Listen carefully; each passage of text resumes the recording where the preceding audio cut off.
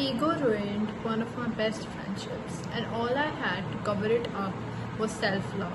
Hi guys, welcome back to my channel. Today I'm gonna talk about how I formed this ego around self-love, and I was just so egoistic that I called it self-love, but actually it was ego. And this is based on one of my two ex-best friends that I had the most amazing times with, and I learned a lot from them and from the experiences that I had with them. So in this video I'm going to talk about how ego is different from self-love and what mistakes I made in the friendships that I used to have and what lessons those friendships taught me. So ego is your self-image. It is your mental image that tries to show that you're a good person, that you're a right person, and it tries to protect your pride. And it is based on external validation. When you try to get validation from others, it's basically your ego. Also, it can make you insecure, or it can make you really arrogant based on the criticism, based on the reaction of the criticism that you get. Ego also often compares itself to others. It also includes competition with others. So when you're saying that I am better than him or her at this, or they are so worse than me in this, it's basically your ego speaking. Now talking about self-love is basically you truly caring about yourself, and it does not mean that you're selfish. It does not mean that you're ignoring others. It does not mean that you are gaslighting others. It just basically means that you are loving yourself first and you're really caring about yourself. It is based on internal validation. The only competition in self-love you have is yourself. It is not based on external validation, and there's a big difference between self-love and ego. So for an example, in ego, when someone says that I am such a great person, I have to prove that I'm a great person. In self-love, you say, I don't need to prove myself to anyone. I am enough just as I am. Ego tries to show the right part of you, right? So it tries to prove others that you are the good person. Whereas self-love doesn't need to prove anyone that it is good or that it is right. In self-love, you don't have to prove yourself to someone. And I mixed these two a lot in my ex-friendships, and I paid a big price. But I learned a lot of lessons, I made a lot of mistakes, and I learned a lot of things. And I can say now that I'm really clear on what is self-love and what is ego. Talk about the mistakes that I made. First of all, I thought that I have to be the main character in others' lives as well. I was self-centered, and I wanted all the attention all the time, and I didn't care about the other person's needs and wants. And I wanted all my needs to be met, whether the other person had the space to meet them or not. And all I cared about was me. That is being self-centered. And I just wanted to be the main focus, even in my friends' lives. Like, they should be the main character in their lives, and I wanted to be the main character in their lives. So whenever they weren't giving me time, they weren't giving me they weren't giving me attention, I was like, why are you doing that? You are so offensive. I just got offended so much. I took everything personally. When someone didn't give me time, I didn't think that they must be busy or they must not have time right now. I just thought that I'm not worthy of their time. They are ignoring me. They don't care about me. They don't love me. That was my reaction. So I got to know that it was all rooted in my insecurity, and I just felt like it was a direct attack towards me. I didn't think that they have a different life. They have a separate life, and they are the main character in their life, and they have their own life to live. Instead, I took everything as a personal attack.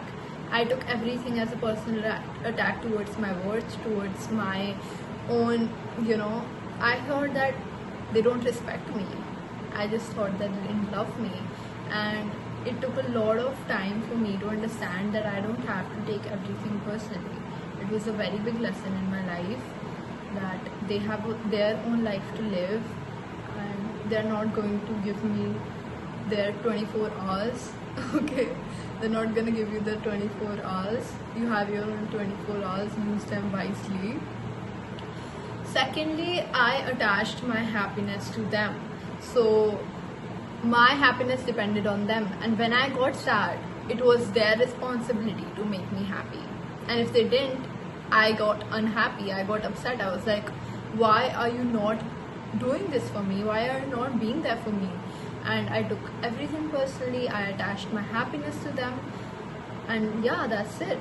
Oh, one of the mistakes that I made was making someone the villain when all I did was miss them. I blamed them for everything, that I'm missing you, why are you not there for me right now, why can't you be here? They have their own goddamn life to live. They're not gonna babysit you. They're not gonna give you everything on a silver plate. They're just your friends. They have their individual lives, and I think this was one of the biggest mistakes that I've made, that I thought they had to be everything for me, and they had to do everything for me. Like, if you're not doing it for me, why are you even my friend? If you're not meeting all my needs, why are you even my friend? When I'm not caring about their needs, when I'm not listening to them, when I'm not caring about what they want, but I'm focusing a lot on myself. Now let's talk about the lessons that I learned. First of all, do not attach your happiness to a person. Never attach your happiness to a person.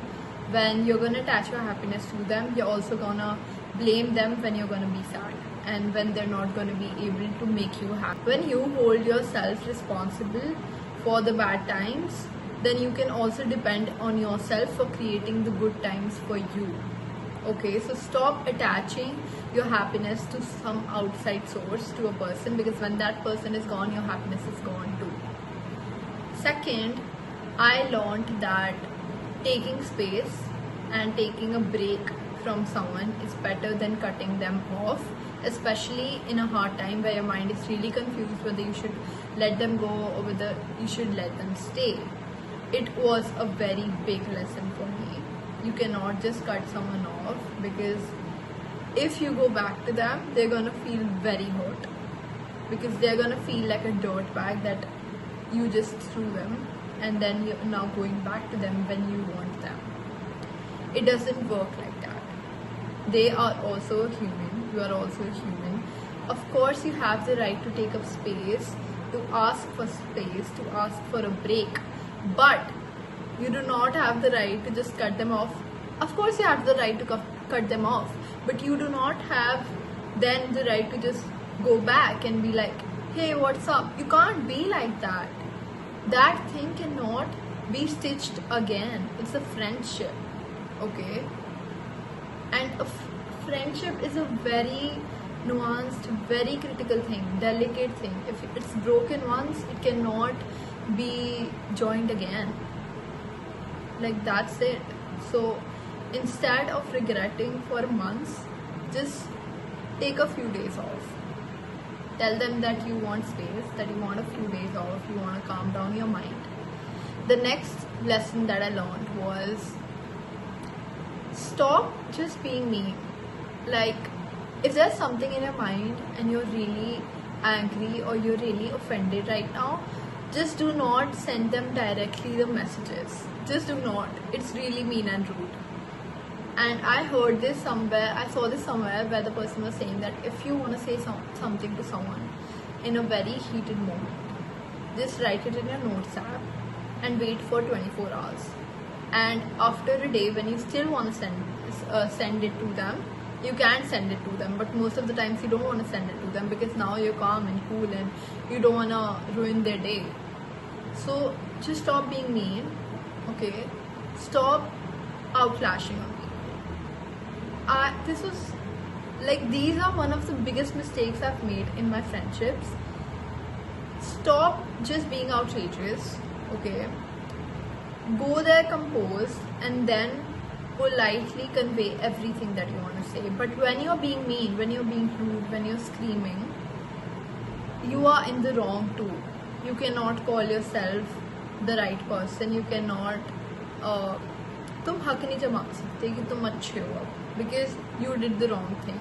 You did not do the right thing by just being outraged. Also, I missed one of the lessons that I was gonna say. The video got cut off. But another lesson that I learned was, ask yourself, is this your insecurity speaking, or is this the truth? Is this what you truly feel, or is this just your insecurity speaking? Because most of the times we do not focus on the truth, and we only focus on how we are insecure in that friendship, and we forget that this is not the truth. These are just our insecurities. Ask yourself that if this is really the truth, or is this just your insecurity speaking? So this was all for this video. I just want to say, if you are someone who is focusing too much on yourself right now, that means ignoring your loved ones, not caring about your loved ones right now, just take a second and reflect on your actions. Admit your mistakes if you have made them, and start with a clean slate while keeping these things in mind. Because I feel like for me, friendships have always been family to me, and I feel like they are such an important part of everyone's life. They impact you so much, they influence you so much, and friends are the greatest gifts that I've ever had, I've ever gotten. I think God blessed me with the best of friends since childhood, and I know they have changed. A lot of friends have changed, but I think all of them were beautiful. I know these mistakes and these lessons are a bit nuanced, they are a bit personal, but I hope someone gets help from this video. And yeah, that's it for today's video. Bye bye.